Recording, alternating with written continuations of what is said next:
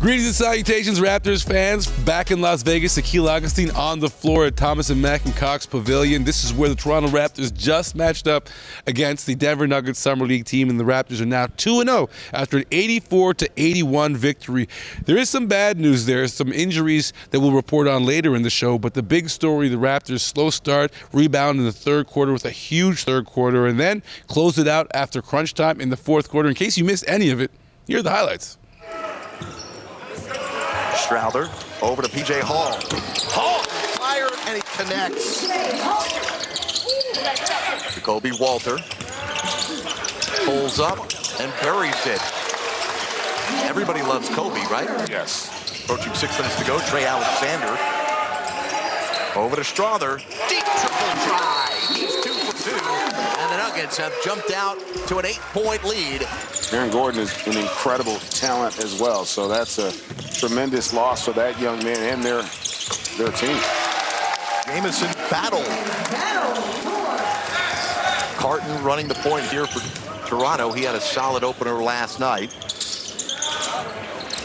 Carton scored 13. There's Carlson again. To Mobo. Now it's taken by Moore. Inside Mobo. Tough finish. Nice job. Now it's Young. Into the paint, kicks it out. Strouder. Strouder is 3 for 3 from distance. 32-23, Nuggets leading the Raptors. Carton drives a kick, shed, extra pass to Walter. Walter buries the 3. And that was good offensive execution. Grady Dick. Over to DJ Carton. Now Dick pulls up, looking to knock down his first shot. Denver shooting 36% from the field. Brother, you fancy. And an acrobatic finish. He's got 18 points to lead the way. What a cut and find. Shed to Carton. For activity. Carton, defense into offense. Really gotten after it defensively. Toronto's trailed by as many as 10. Mobo, nice take there. Little Euro from Mobo. Last night, Saturday night, had 7 points on 3 of 7. Got 6 now.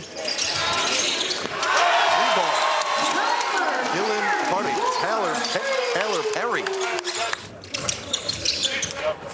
Strouder, driving, fading away. Trey Alexander looking for a statement dunk. Instead, it goes the other way. Here's Alexander. Back to Strouder. He's left wide open. His 6th 3 of the night.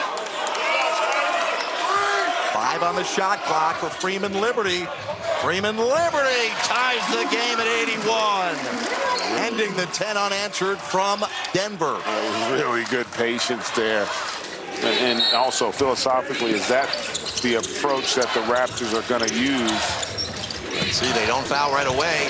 Strouder for the tie. Boy, that was a great look. Did not like that defensive execution, but the Raptors are able to hold on. Raptors get away with it there, despite 32 from Strouder. Other than the win, the big news, of course, Grady Dick had to exit the game with an ankle sprain, so he'll be evaluated and checked back in. And then Jonathan Mobo took a spill, hurt his back, so we'll have more updates. But fortunately for the Toronto Raptors, tomorrow is an off day, no practice, so they'll get a chance to rest and lick their wounds. But right now, I hand you off to head coach Jama Malalela. All right, Coach, first and foremost, health is important, right? So any updates on your guys? A couple guys exited the game. Yeah, Jonathan, back contusion. We'll kind of reevaluate him tomorrow, see where he's at after that. And then Grady, ankle sprain. Again, reevaluate tomorrow. We'll see, kind of get an evaluation after a day off tomorrow. Okay, well then, JaKobe, healthy, played. You give me your assessment of how he played today in game 2. Yeah, I think JaKobe's really sort of finding a bit of a rhythm here. I hit a big 3 down the stretch, which really kind of put the game out of reach there for a second. I thought that was really valuable. I think his composure, his solidness, his ability to just make the right decisions, and his length are really coming out. So it's been really happy to see him play well. Javon's a guy who's been around the organization for a while. What does he need to do in order to make that next step as a player? For Javon, I think he's a proven scorer. We know he can score. He's proved it at the G League level. The question for him is, what does he do at the NBA level in terms of scoring? So this summer league is really great for him to see what kind of packages we can put together for him and how he can score. And then, of course, how he defends. The focus for the Raptors continues to be our on-ball defense, our ball pressure, our activity, and I think Javon needs to be part of that as well. It's sink or swim, feast or famine here at Summer League. And for the Toronto Raptors, it was no different for JaKobe Walter, who was thrown into the fire. And, of course, you're expected to swim, expected to learn a lot on the fly and pick things up while you're on the court. And for JaKobe, that's the case. A slow first game, but game 2, he looked a lot more comfortable. So we spoke to him about the transition from game 1 to game 2, and here's what he had to say. JaKobe, for you, was there a noticeable difference in your comfort level from game 1 to game 2? Yeah, for sure.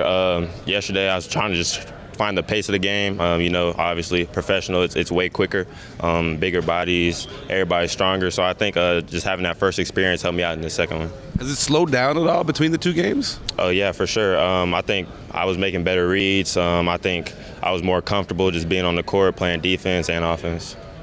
Jamo was out here talking about the importance of you spacing to the NBA level. Amateurs like us, or just like you go beyond the arc. What's really involved in sort of that, like as you make the adjustment? Yeah, the spacing, court's way bigger. So, as a shooter like me being spaced out can help our better players like, Scotty, Quick. And like today, there was driving lanes just because I was spaced out.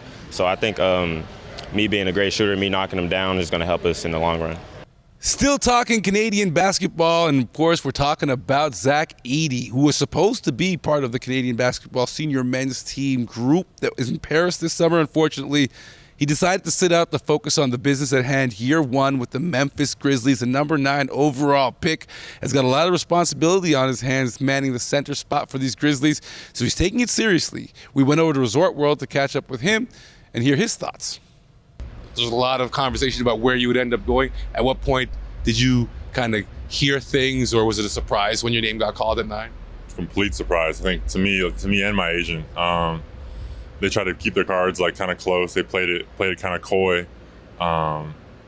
Literally until my agent called me that said I was gonna get drafted, I had no idea I was going to Memphis. So once you started talking with the team and you heard what they thought of you and their expectations, what's kind of the role card been for you, or what are you thinking about with first year and what the coach wants from you? We haven't really had that meeting. I'm just trying to work on being the best player I can for the next season, try to help the team out as much as I can. So just trying to work on my game. I know what I'm good at, kind of know what I do, so just try to make sure I can have those strengths be strengths in the NBA. And when it comes, because you talked about the strengths, when it comes to the weaknesses, like, are there any things you've noticed in the transition from the NCAA game? Because the rules are different, court space differently. How have you found navigating your way on the court here in the NBA level? Yeah, it's definitely a change. Like you said, like the court's different, paint's bigger, 3 in the keys are thing. Bodies are like everybody's bigger, stronger, faster. But it's still basketball, you know what I mean? Like it's still a game I've played. Still got to put the ball in the hoop. That's the whole goal of the thing. So it's still basketball. How bad do you want to get out there? Badly. I mean, whenever you're sitting on the sideline watching the team play, it kind of sucks as a basketball player. But I have to play it smart. That's kind of the big thing they're harping for me. I'm not shut down, but just playing it smart, making sure I'm good when I go, and making sure I'm not doing anything to risk my health. What is the concern right now? Is it an injury? Yeah, just a little. They're just being careful with me. Judging by your performance in game 1, you've shown what you need to show. But were you excited about going up against a guy like Walker Kessler, who kind of built a name for himself and has got some good momentum going into his career? For sure. I think just as a competitor, you always want to play against like people who have been there. Like you want to play against the NBA players. You want to play against the highest level competition you can. And Walker is a great big in the league. You see him, the success he had. I think he had Rookie of the Year votes a few years ago. Played with USA last year.